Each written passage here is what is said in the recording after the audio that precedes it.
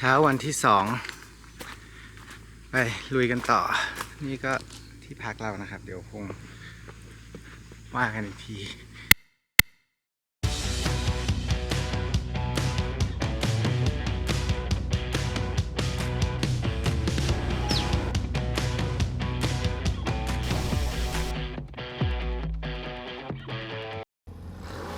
เต้นอูดูโอ Power by Tross Midas Window Film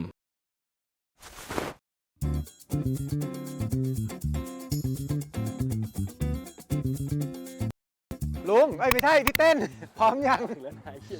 พร้อมยัง พร้อมแล้ววันนี้มันเช็ดกระจกรถอยู่เมื่อวานนี้ฝุ่นเยอะมาก พี่ถามจริง อะไร คิดดีไซน์คอมโบสีชุดแต่งตัวไม่เป็นเหรอ ไม่ทำไมอ่ะนี่เขาต้องแบบเห็นปะเป็น color code เมื่อวานกูทั้งตัวแล้วกระเป๋าเสื้อนู่นนี่นั่น กูเห็นแล้วล่ะ พอไหมพอเถอะ วันนี้ก็เลยต้องเป็น color code เว้ย อ๋อโอเคยอมไม่ได้ว่างั้น แล้ แล้ว วมึงไม่ได้ยอมใครก็ได้แต่ยอมมึงไม่ได้ อุ้ยตายแล้วแล้วเมื่อวานเป็นไงไปเมื่อวานเป็นไงบ้าง สนุกดีเมื่อวานนี้เอาที่แบบที่เป็นสุดคือตอนขับกลางคืนกลับลงมาในเขาโอ้โหโคตรสนุกเลย แต่พี่ดันไม่เปิดแบบไฟบ้าง เปิด ไม่เปิดมีวิดีโอไม่เปิ เปิ ด ดไม่ได้แต่ว่าไม่ได้เปิดตลอดเพราะว่าไม่งั้นมันส่องเข้ารถริชาร์ด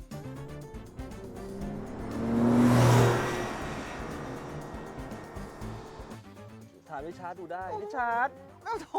พอ ริชาร์ดฮะรถผมสว่างไหมฮะ ได้ข่าวว่าพี่ดิฉันตกตากับบอด สว่างมาก อ่ะก็เมื่อวานนี้ขับไป300กว่าโลแบบหนุกเบา ใช่แต่ ๆขั ว่า ไป ขากลับอะ ถ่ายรูปอะไรก็ดุ้ง ส ดิ้ง นุก ดุ้งดิ้ง มากแล้วก็จะบอกว่ารถเนี่ยในที่สุดก็วิ่งอย่างที่ผมอยากจะให้มันวิ่งคอสมิกเนี่ย คือหมายถึงว่าจูนจนลงตัวละ จูนช่วงล่างจนลงตัว MCS ทำงานนู่นนี่นั่นแต่ว่าเหมือนเมื่อวานไม่มีบัมป์แล้วกระแทกมันนะโดนใต้ท้องรถไป2 ทีตกใจเหมือนกันแต่ครั้งนั้นรถไม่ค่อยเตี้ยนะ ไม่แต่ว่าตรงนั้นเนี่ยมันเป็นช่วงเดียวของที่ไปขับที่เนินมันค่อนข้างใหญ่ คือรถมันจะเทคออฟอ่ะมันไม่ใช่เนินแบบกุ๊กอ่ะมันจะวุบ แล้วเหมือนไม่รู้ว่าตอนมันลงมามันตรงนั้นเป็นร่องอีกด้วยหรือเปล่า วันนี้ก็ใกล้เคียงเดิม อาจจะ อาจจะขับมากกว่าเดิมประมาณ 20-30 กิโล เออ นะฮะแล้วก็คนละเส้นทางกัน อันนี้เข้าไปน่านใต้ฮะ ไปทางลงไปทางใต้ของน่านแล้ววนกลับขึ้นมา แล้วก็จะมีจุดวิวพอยต์กม3มีไปเข้าอุทยานแห่งชาติด้วย ถ้าทันเดี๋ยวดูก่อน โอเค ดูก่อนว่าเที่ยง ประมาณ300กิโล 300 กว่าโล ก็ประมาณ 6 ชั่วโมง 5-6 ชั่วโมง 5-6 เพราะว่ามันเป็นทาง ทางเขา เขียนว่า 300 โลจริงแต่ทางเขา average speed จะลดลงมาเกือบครึ่ง แล้วเราขั ทา บ งออฟโรด30 โล 3 ชั่วโมง แล้วเราขับสปีดลิมิตตามกฎหมายไง ครับ มันก็ ครับ จะแบบใช้เวลา ใช่ครับ นิดนึงนะครับ ใช่ครับ ไหนลองมาสัมภาษณ์คุณแก้มหน่อยดิขับรถออกทริปครั้งแรกคุณหนูสัมภาษณ์คุณแก้มหน่อยคุณแก้มฮะเชิญฮะ แก้มแต่งตัวยังไม่เสร็จอ่ะจ๊ะฮะ เพิ่มในเมื่อคุณอู๋ทักนะคะ เป็นไงครับเมื่อวานแก้มขับ ยาวๆไกลๆครั้งแรก โอ้โหยสนุกมาก สนุกมากโอเค สนุกมาก แต่ว่าพอไปเจอตรงที่ทำถนน ก็จะรู้สึกว่าอยากได้ล้อออเทอร์เรนขึ้นมากระทันหัน พี่ นี่มีคนทักแต่เช้าเลยว่าโอ้โห your outfit matching your car บอกเฮีย ขึ้นมาแล้ว เราจะถามไม่ได้เลย ถามต่อ ถามต่อ ถามต่อ ถามว่าขับ ขับเป็นยังไง อยากได้ล้อยางออเทอร์เรนเลย อ๋อมีอยู่ตอนหนึ่งนี่คือแบบที่แบบมันทำถนนเนี่ยอยากได้ยางออเทอร์เรนเลยเพราะมันแบบโอ้โหมัน โหตอนนั้นดาก้าชายเลยนะ เควินไม่ตีรถหรอกป้าบ ใช่ อย่างนี้ ขับ เล ไป ย แบบโอ้โหแบบไม่มีชะลอเรานี่แบบตื้อกลัวเศษ ถึง ทุกอย่าง ถึงกับต้องเตือนว่ารถอยู่อาจจะไปได้แต่เศรษฐีมันไม่ปาณีใครนะ เออ เคเว่นน่ะลองสไลด์ดู สไลด์ไหน ดาก้าช่วงที่เป็นออฟโรด เควินบอกว่า แล้วเลี้ยว ไม่อยากเปลี่ยนรถ โค้งแล้วเป็นไงเลี้ยว โอ้โห โค้งไม่ มั เคน ยขับมาก่ มา อน กมันมากค่ะ รถช่วยเยอะไหม รถช่วยเยอะ รถนี่คือต้องกดแค่สปอร์ตใส่สปอร์ตพลัสนี่หลังดิ้น เกียร์ดิ้น คือเยอะไป มันตั้งใจให้เป็นอย่างนั้นให้มีความสนุก มันส ให้ นุก มันหลุดนิดๆให้มันหลุดนิด แต่คนขับตกใจ คนขับยังไม่คุ้น ค่อยๆเรียนรู้ไป คนขับขอสปอร์ตพอ แล้วก็โค้งหน้านี่สุดยอด ๆเบรกอยู่ไหม อยู่ โอเค เบรกนี่คือ จะได้รู้ว่าจะมาอยู่หลังเราหรือเปล่า บกได้เลยว่า เบรกเซรามิก เบรกเซรามิกนี่นะคะ มันสุดยอดค่ะ คือแบบมันอยากจะหยุดก็คือหยุด มันแบบมันอย่างนี้เลย ไม่มี เดี๋ยวนะ ไม่มี แก๊งสาวๆเขาหัวเราะแกใหญ่ละ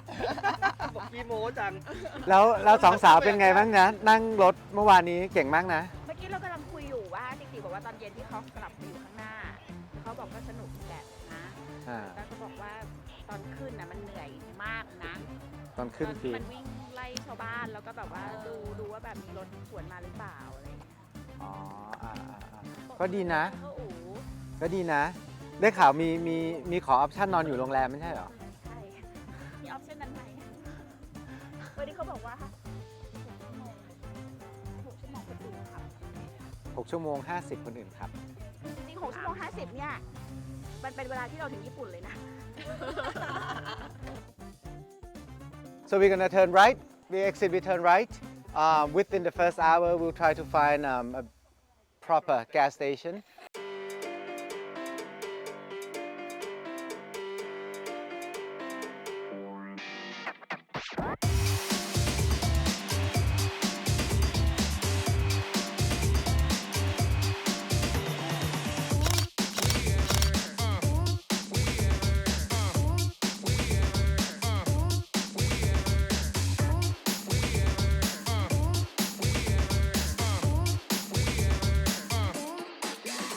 I got $100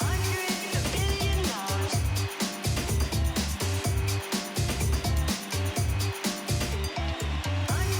$100 billion. สวัสดีครับ ตอนนี้เราอยู่เส้น 1026 จริงๆ เส้นเนี้ยเราเคยวิ่ง แล้วรู้สึกถ้าจำไม่ผิดจะวิ่งไปพะเยา แต่วันนี้เราก็แค่วนๆเนาะไม่ได้ไปถึงพะเยา เส้นนี้มีข้ามเขาหลายลูกนะตอนนี้หนูกำลังหาทางดีทัวร์ข้ามเขาแต่ว่าถนนเส้นนี้เราวิ่งกันประจำแต่รถมันจะเยอะนิดนึงแต่ว่าเป็นถนน2 เลนแต่ว่ามันจะผ่านเมืองเล็กๆเต็มไปหมด ตอนนี้เราขับออกมาได้สักประมาณคิดว่าเติมน้ำมันไปแล้ว เดี๋ยวอีกน่าจะสัก 20 นาทีมั้งจะถึงจุดหมายแรกน่าจะเป็นร้านกาแฟเพราะตอนนี้หิวกาแฟมากตอนนี้พี่ต่ายจะโดนทิ้งไปอยู่ข้างหลังนิดนึงแล้วล่ะเพราะว่าแกน่าจะเริ่มรถแกน่าจะเริ่มล้าๆแต่ว่าก็โอเครถเราก็วิ่งดีอยู่นะครับสบายมากแอร์เย็นมากแอร์เย็นไหมคนไทย เย็นครับ เย็นเทียบ เย็นฉ่ำเลยบางทีต้องปิดนะฮะถ้ามีโอกาสได้ไปขับเป็นกลุ่มไปในเพสของตัวเอง เพราะว่าการขับบนเขาบนถนนในโค้งคุณรู้สึกว่าโอ้โหเยี่ยเพื่อนเราทิ้งห่างเลยเราต้องเข็นไม่ต้องเพราะว่าเขาอยู่ไม่ไกลหรอกแต่มันโค้งไงบางทีเลยไป2 โค้งก็ไม่เห็นแล้วอย่างเมื่อกี้เราก็รู้สึกว่าเราอยู่ห่างเขาไกลแต่จริงแล้วไม่เลยนะแป๊บเดียวก็ถึงกันแล้วอะไรเงี้ยพอช่วงในเขามันอาจจะมีห่างๆกันบ้างแต่ว่าเดี๋ยวพอลงจากเขาพอเข้าเมืองทุกคนจะต้องชะลออยู่แล้ว มันก็จะไปเจอกันเองนะฮะวิธีขับขี่ให้ปลอดภัยก็คือไปในเพสของตัวเองเพสของรถตัวเองที่ไปได้เพราะว่าเนี่ยเราก็มีทั้งรถเก่ารถใหม่นี่แบบใหม่สุดๆเลยนะมี992 Turbo 992 4S 962S อะไรเงี้ยแต่ว่าอย่างรถเก่าอย่างเราเนี่ยถ้าเขาไม่แบบไปแบบสุดๆมันก็เกาะกันไม่ได้นะฮะแล้วก็สนุกดีมันได้เห็นความหลากหลายของรถมีทั้ง991ทีคุณหรูมีทั้งดาก้าคุณแก้มเอาสไปเดอร์มาคุณเอได้มาลองไอซ์บลูที่เป็น 911 ที่ใส่เครื่อง SCIS ซึ่งเป็นเครื่องลัลลี่ตัวแรกของ Porsche เครื่องแท้ๆเลยนะไม่รู้แกไปหามาจากไหนแล้วก็ริชาร์ดกับ RPV มาเนี่ยเราก็ขับกันเป็นกลุ่มไปได้ตลอดมีบนเขาบางช่วงมันอาจจะทิ้งๆกันนิดนึงแต่ว่าเดี๋ยวพอลงเขาก็เจอกันเนี่ยภาพขับขี่แบบนี้จะปลอดภัยที่สุดสำหรับตัวเองและคนอื่น I got $100 billion. $100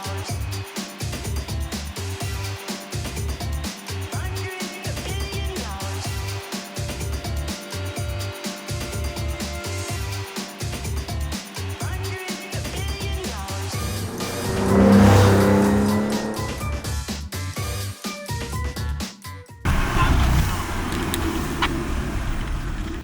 ไม่ใช่กลิ่นคัท อ้าว ขอบคุณพระเจ้าเพราะกูว่ากูไม่ได้ โอ้ย คัทกูเหยียบอย่างเดียวเลยกูอาศัยโมเมนตัมแล้วเหยียบอย่างเดียวน่าจะเป็นน้ำมันเครื่องมันโอเวอร์ฟิลอะครับเพราะว่าเติมน้ำมันมาเต็มเกินเป็นมายังไงเกียร์เลยเนี่ย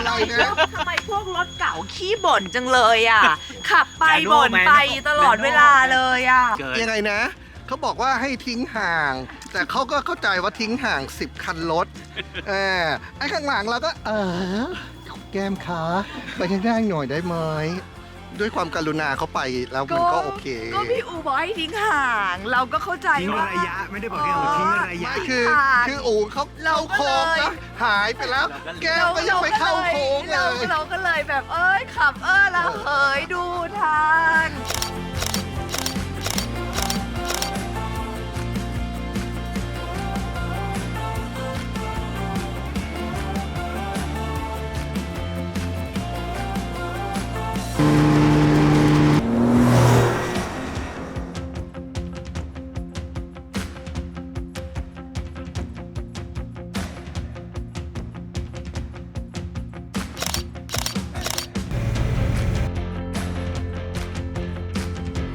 ทริปนี้พี่เอา 997 นะครับ มาร์ควันแต่เกียร์แมนนวลมาสนุกมากขับบนเขานะครับ ตอนนี้ปลายฝนต้นหนาวก็อากาศดีแล้วก็ถนนดีสวยมากครับ จากน่านแต่วันนี้มาแพร่เดี๋ยวมันจะขับกลับน่าน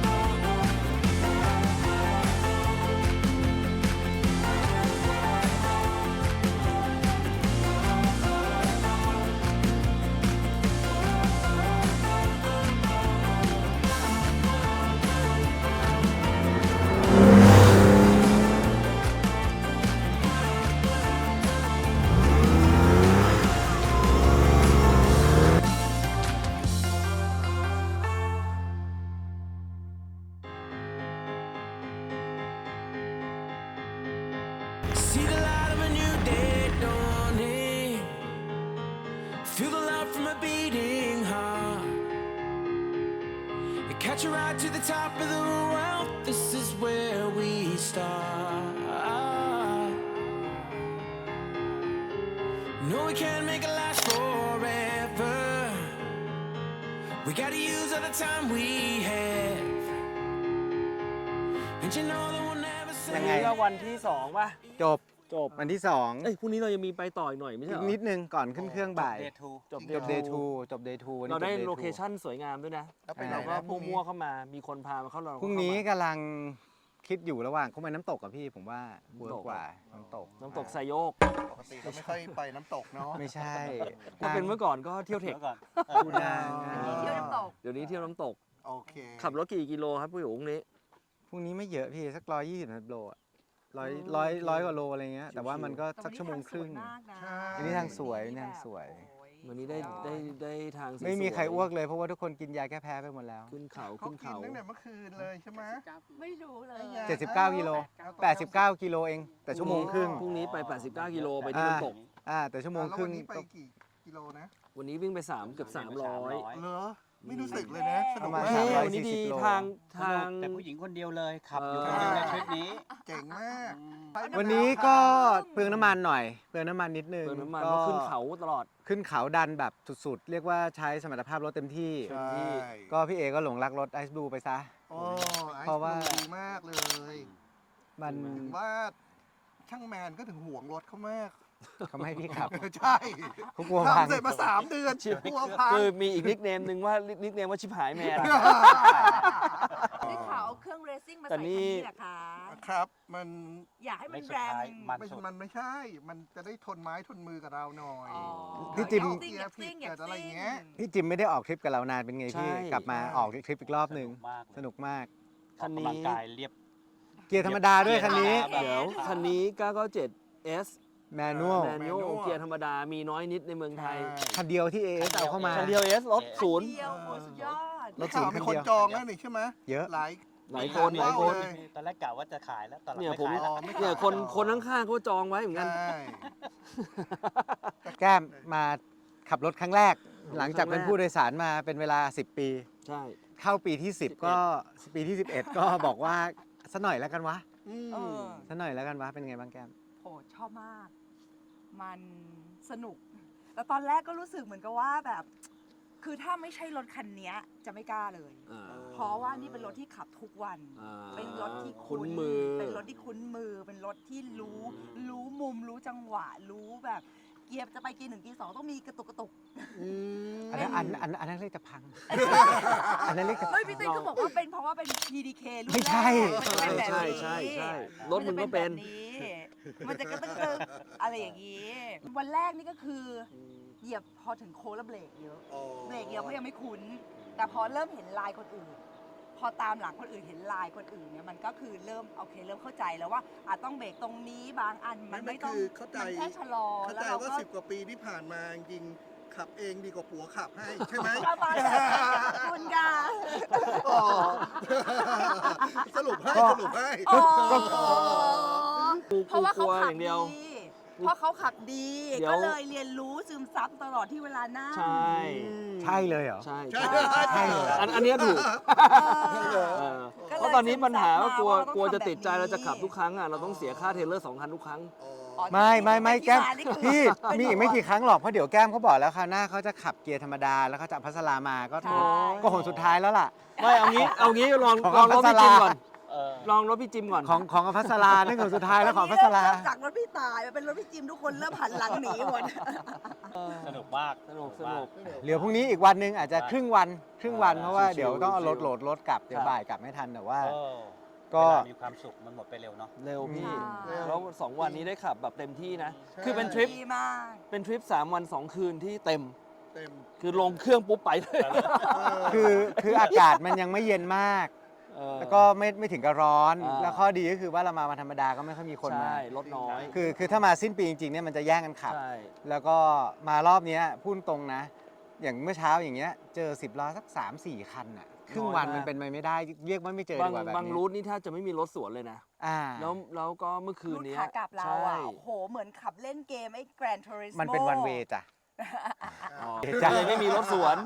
มันต้องไม่มีรถสวน ใช่ จ้ะมันเป็นวันเว มือใหม่ให้อภัย ไอ้คนคิดรูทดี หมาย คิดรูทดี หมายความว่าไงนะตอนขากลับ ไม่ใช่ขา ไม่ขา ขึ้น ที่เรากลับเมื่อกี้ที่ขับแก้มมาขับสนุกมาเล่นเกมน่ะมันเป็นวันเวจ้ะ ก็ใช่ไง ก็มันถึงไม่มีรถสวนไงจ๊ะ เอา ไปแยกย้ายเหรอะจะพูดกันไม่ค่อยรู้เรื่อง ได้เวลากินข้าวแล้วเดี๋ยวเพื่อนรอไป โอ้ย กลับ ที่5:30แล้วมา เอากลับ ขอบคุณครับขอบคุณเดี๋ยวเจอกัน เอาสไลด์โต อุ้ยสวยสวย And it's good to be alive.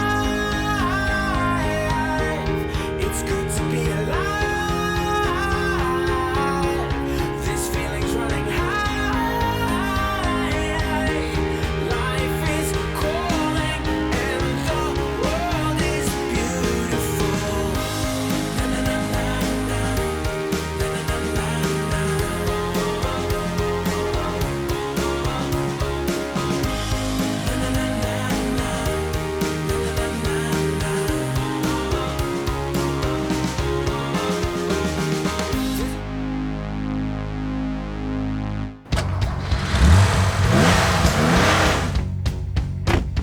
Here's your story, let's begin. The water's fine, come on, dive in. วันสุดท้ายละจริงๆเราก็คงขับแบบชิวๆไปที่น้ำตก แล้วก็หลังจากน้ำตกก็คงจะต้องมุ่งหน้าไปสนามบินแล้วเนาะเพราะว่าเครื่องเราออก5 โมง เราต้องเอารถไปขึ้นเทรลเลอร์ประมาณบ่าย 2เป็นอย่างช้าขึ้นเทรลเลอร์เสร็จก็บ่าย 3เข้าไปสนามแต่ว่าที่ขึ้นเทรลเลอร์มันติดกับสนามบิน ขึ้นเทรลเลอร์เสร็จแล้วก็ไปที่สนามบินเลยก็2 โมง 2 โมงครึ่งเนี่ยรถควรจะเริ่มขึ้นเทรลเลอร์แล้ว You could have all you ever wanted. Shoot miles, you know you could. Times are changing everywhere. Do we dream and do we dare? It's up to you. The door is open wide. Feel the rhythm of today. Learn the part and join the play. The world is here. Let's take it for a ride.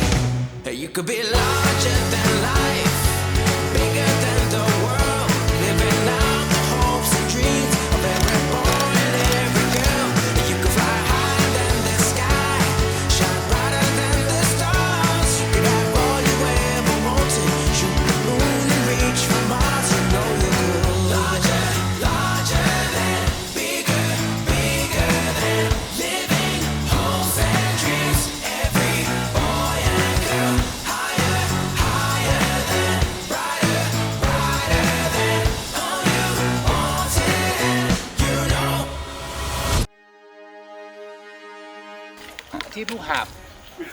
ถุงกระดาษทุกอย่างนี้เป็นกระดาษหมดปิกนิกแล้วเดี๋ยวเอากลับขึ้นมาทิ้ง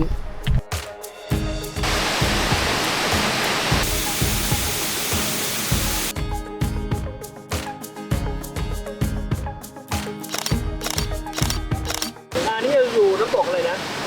ทานสวรรค์ ทานสวรรค์น่าน น้ำตกทานสวรรค์น่าน ดอยภูคาน่าน อ๋อนี่คือ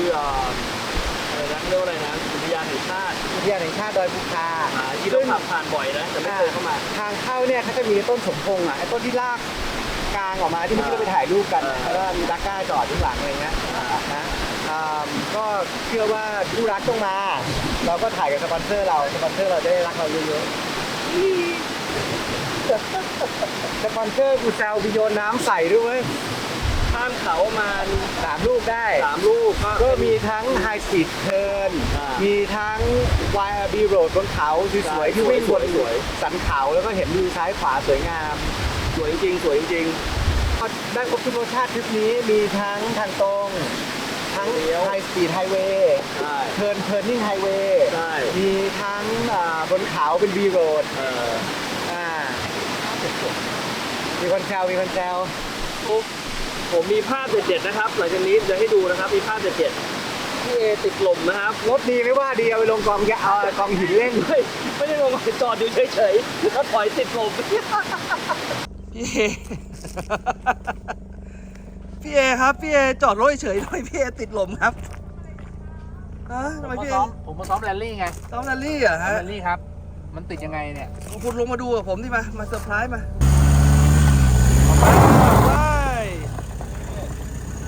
ไปเฟกให้ ผมไม่ต้องเอฟเฟกต์หรอก แรงโคตรลำพานเนี่ยลำพานเป็นเด็กนะโตมาก็ยังเหมือนเดิม ไม่ได้เด็กพ่อพี่จะไปว่าปลาหินใส่เขา ใช่เพราะเขาลำพา เขา น เลยปลาหินเกินคืน ไปพวกเราสนุกสนานมากทริปนี้ไปเดี๋ยวไม่ทันกันนะ ทริปนี้รถน้อยๆ11 คันเองนะครับ เบา ก็เลยคล่องตัว ไปไหนมาไหนเร็วนะเติมน้ำมันเร็ว เติมน้ำมันเข้าห้องน้ำทุกอย่างเร็วหมดนะก็ดี ก็ขอบคุณสปอนเซอร์เหมือนเดิมคอส ดัสซิลโลฟิล์ม ไป เฮ้ย